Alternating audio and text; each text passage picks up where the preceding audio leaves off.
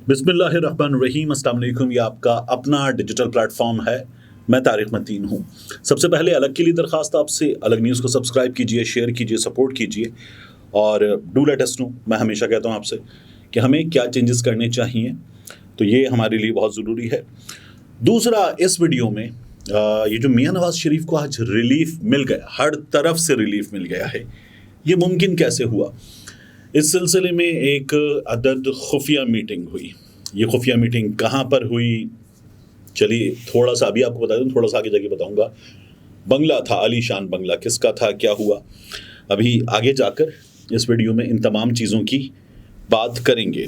इसके अलावा ये जो मियां नवाज शरीफ को रिलीफ मिला और उनकी गिरफ्तारी से रोक दिया गया, अब मियां साहब इत्मीनान से मंगल के रोज़ अदालत में पेश हो सकते हैं, तो मियां साहब के लिए अच्छा खासा रिलीफ है। दूसरी खबर क्या आई है, पहले इसकी बात कर लेते हैं, फिर इस खुफिया मीटिंग की तरफ चलते हैं जो मियां नवाज शरीफ साहब को रिलीफ मिला है। सुप्रीम कोर्ट में मिस्टर जस्टिस सरदार तारिक मसूद साहब, सीनियर प्यूनी जज, अभी बड़ा टेक्निकल टर्म है, मुझे नहीं पता कि ये जो हम काजी फाइज इसे साहब के लिए इस्तेमाल करते थे, यहाँ हम उनके लिए इस्तेमाल कर सकते हैं या नहीं कर सकते, बट सेकंड सीनियर मोस्ट जज हैं, लेकिन he is not going to be the next chief justice because उससे पहले वो रिटायर हो जाएंगे। मिस्टर जस्टिस एजाजुल एहसन अगले चीफ जस्टिस होंगे, जो अभी तक की सिचुएशन है उसके मुताबिक। मिस्टर जस्टिस सरदार तारिक मसूद साहब ने जो फैसला दिया है, उसके बाद हम एक बात कह सकते हैं कि पाकिस्तान तहरीक इंसाफ, जो खैबर पख्तूनख्वा वाले लोग हैं, वो ज़रा तैयारी पकड़ें। वैसे उन्होंने तैयारी तो पकड़ी हुई है, कोई इधर है, कोई उधर है, कोई किधर है, लेकिन अब और तैयारी पकड़ें। जो जिनको रिलीफ थोड़ा बहुत मिल गया था वो भी। सुप्रीम कोर्ट ने जमानत पर मौजूद मुलजिमों को किसी भी दूसरे मुकदमे में गिरफ्तार ना करने का जो पेशावर हाईकोर्ट का फैसला है उसे कर दिया है मुअत्तल, और खैबर पख्तूनख्वा की निगरान हुकूमत की अपीलें मंजूर कर ली हैं। अब ये निगरान हुकूमत है, ये कैसे काम कर रही है? जो नैब केसेस का फैसला था उसमें निगरान हुकूमत आ गई कि नहीं जी, रिलीफ चाहिए मियाँ साहब के लिए। साथ में यहाँ जो पीटीआई वाले गिरफ्तारों ने, निगरान हुकूमत कह रही है कि नहीं जी, हमें गिरफ्तारियाँ करनी इनकी, तो वो अपीलें मंजूर कर ली हैं। जस्टिस सरदार तारिक मसूद साहब और जस्टिस मुसर्रत हिलाली साहिबा पर मुश्तमिल सुप्रीम कोर्ट के 2 रुकनी बेंच के सामने साबिक स्पीकर कौमी असम्बली असद कैसर साहब की जमानत मनसूखी केस की समाअत थी। तो निगरान हुकूमत के वकील ने मौक़िफ़ अपनाया कि पेशावर हाई कोर्ट के फैसले से पूरा निज़ाम इंसाफ ही उलट पुलट हो चुका, उलट पुलट हो गया। अदालतें किसी दूसरे मुकदमात में गिरफ्तार न करने का फैसला नहीं दे सकती। काबिल ताज़ीर जुर्म में पुलिस को गिरफ्तारी से नहीं रोका जा सकता। पेशावर हाई कोर्ट का फैसला आइन के खिलाफ है, कानून के खिलाफ है, ये बताया गया। वैसे वो जो नीयत पे फैसला किया था ना काजी फाइज ईसा साहब ने, और यहाँ तो नंबर ना भी हो तो नीयत तो अच्छी है ना, भले नंबर ना हो, कि जी ये आइन में होना था, 2/3 से होना था, ये एक्ट के जरिए नहीं हो सकता। तो काजी फाइज़ साहब ने कहा था कि नीयत तो अच्छी है, लेकिन यहाँ आइन और कानून के खिलाफ है। सरदार तारिक मसूद साहब ने कहा ऐसी जमानत का क्या मतलब है? चोरी के मुलजिम को अगर अदालत जमानत दे तो वो चाहे बाहर जाकर 2 लोगों का कत्ल कर दे, क्या कत्ल के बाद पुलिस उसको गिरफ्तार नहीं कर सकती? हो सकता है पेशावर हाई कोर्ट ने कहा हो, बड़े लोग हैं, इनके बुनियादी हुकूक का तहफ़्फ़ुज़ करते हैं। अब चौधरी परवेज़ इलाही साहब के केस में सरदार तारिक मसूद साहब जो हैं वो ऐसी ही ऑब्जर्वेशन पहले भी दे चुके हैं। याद रखिएगा, 19 अगस्त 2023 को पेशावर हाईकोर्ट ने जमानत के बाद रिहा होने वाले मुलजिमान की दूसरे मुकदमे में गिरफ्तारी के लिए अदालत से इजाज़त लाजमी करार दी थी। यानी अदालत ने ये नहीं कहा था कि गिरफ्तार कर ही नहीं सकते, बंदा जो का चाहे कर ले, यानी बंदा अपने पास एक निकाले वेपन और निकाल के गए ठा ठा ठा ठा ठा ठा ठा, और अदालत का नहीं गिरफ्तार कर सकते। अदालत ने कहा था कि हमसे पूछ लीजिएगा, और वहाँ पर कानून नाफिज करने वाले इदारे मौके पर अपना फैसला करते ना। अच्छा, फिर क्या हुआ? हाईकोर्ट की इंस्पेक्शन टीम ने सूबे के तमाम ज़िले अदालतों को मुरासला अरसाल कर दिया था कि एक ही मुकदमे में नामजद मुलजिम को अबूरी जमानत मिल जाने के बाद दूसरी FIR में गिरफ्तार नहीं किया जा सकता। अब ये क्यों हो रहा था? आपने देखा था अली मोहम्मद खान कोई 10 गिरफ्तारियाँ, शहरियार आफरीदी कोई 10 गिरफ्तारियाँ, चौधरी परवेज़ इलाही कोई 18 गिरफ्तारियाँ, हुए चला जा रहा है। तो अदालतें क्या करेंगी? अब मैं आपसे अर्ज़ करूँ कि क्या हाई कोर्ट का ये फैसला जो है ये वाकई गैर कानूनी था? आईन पाकिस्तान के तहत हाई कोर्ट्स की जिम्मेदारी कि आइन के आर्टिकल 199 के तहत अवाम के बुनियादी हुकूक का तहफ़्फ़ुज़ करें। खैबर पख्तूनख्वा में बाकी सूबे जो हैं, सिंध, पंजाब, बलूचिस्तान, इनकी निस्बत क़यादत की गिरफ्तारियाँ कम थीं। वहाँ की हाई कोर्ट ने सियासी इंजीनियरिंग के तहत गिरफ्तारियों पर स्टैंड लिया, आईन पाकिस्तान के तहत दिए गए बुनियादी हुकूक की हिफाजत की, मगर अब सुप्रीम कोर्ट ऑफ पाकिस्तान के आज के फैसले के बाद ये जो हाईकोर्ट ने फैसला दिया था, तो ये क्योंकि सेटिसाइड हो गया है, तो वहाँ मजीद गिरफ्तारियाँ वगैरह हो सकती हैं, तैयारी कर ली जाए। अब ये जो मीटिंग हुई है ना, खुफिया मीटिंग, मियाँ नवाज शरीफ साहब के रिलीफ वाली, इसकी बात करते हैं। देखिए, मियाँ नवाज शरीफ साहब को रिलीफ चाहिए, इसके लिए नून लीग ने एक बात की थी, राना सनाउल्लाह साहब ने बाकायदा ऑन रिकॉर्ड कही थी कि रिस्क ज़ीरो हो चुका, अल्हम्दुलिल्लाह गारंटी मिल चुकी।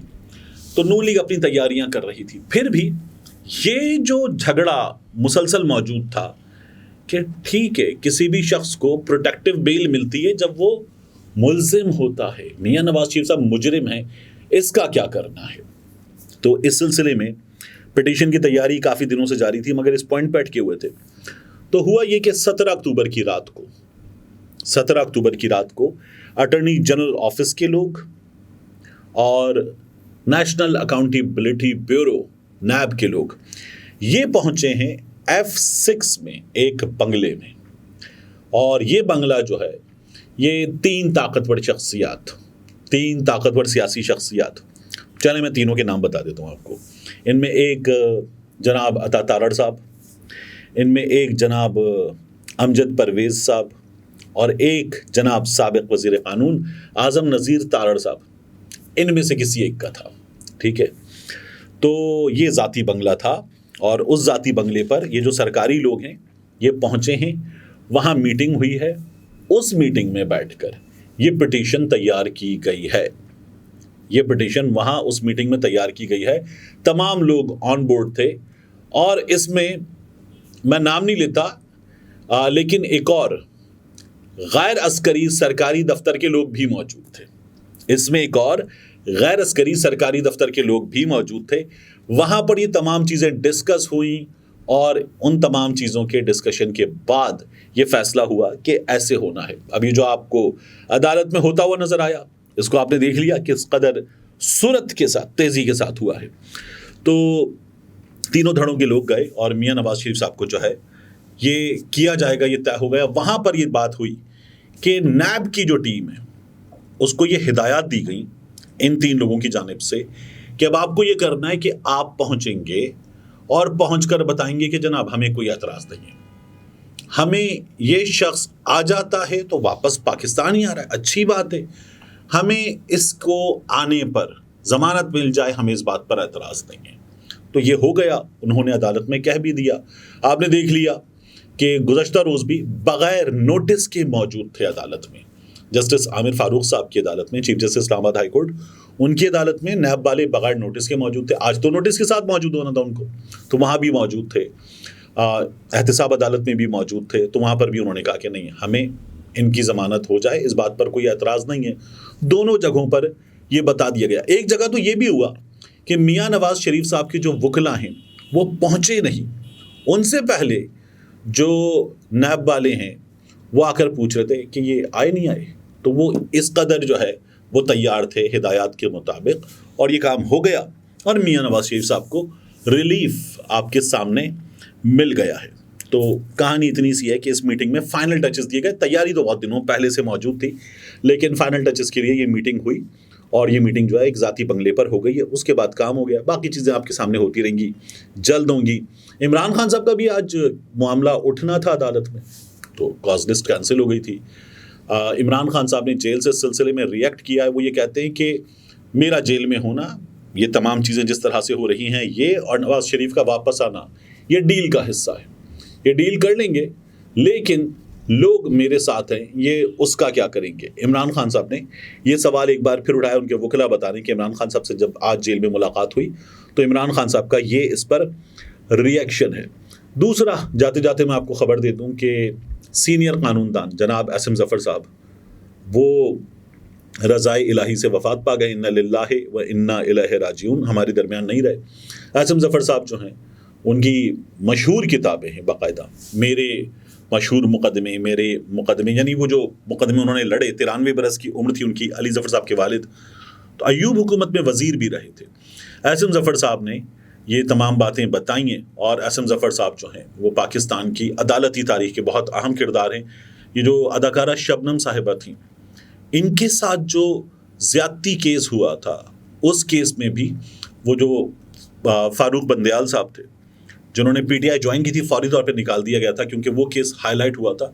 वो भी उनकी किताब में मौजूद है कि किस तरह से घर पर कुछ नौजवान जो उस वक्त कॉलेज वाली एज में थे वो आए अपनी लग्जरी गाड़ियों में और आकर उन्होंने रॉबिन घोष साहब के सामने, जो मुझे किताब के अल्फाज याद है, उनके सामने उनको बांध कर अपनी ये हरकत की थी और उसके बाद वो वहाँ से रवाना हो गए थे। ये तमाम हरकतें उन्होंने की थी। एसएम ज़फ़र साहब जो हैं उन्होंने ये मुकदमा जो है वो लड़ा था और फिर इस सिलसिले में एक लेटर भी लिखा था कि ये चीज़ें जो हैं वो देखी जाएं, और रिलीफ मिल गया था। बाद में जो सज़ा हो गई थी फिर वो सज़ा जो है वो माफ़ी की तरफ चली गई थी। गालिबन ज़ियाउल हक़ साहब का भी इसमें कुछ किरदार था, अगर मुझे उस पढ़ी हुई किताब के अल्फाज अब सही याद हैं तो। अल्लाह ताला ग़रीक़ रहमत फरमाए। कानूनदान बहुत बड़े थे। मिलते हैं इंशाल्लाह आपसे अगली वीडियो में।